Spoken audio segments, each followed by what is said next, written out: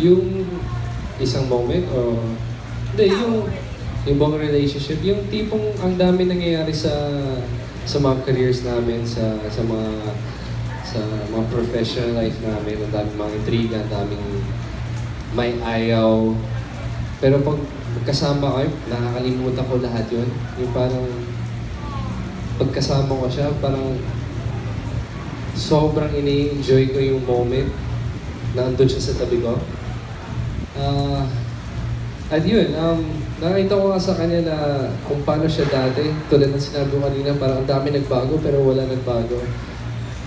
Kung paano siya dati, she's the same girl na kasama ko dati, na laging tumatawa, pag nag-joke ako, kahit medyo corny na yung joke ko, laging nakangiti.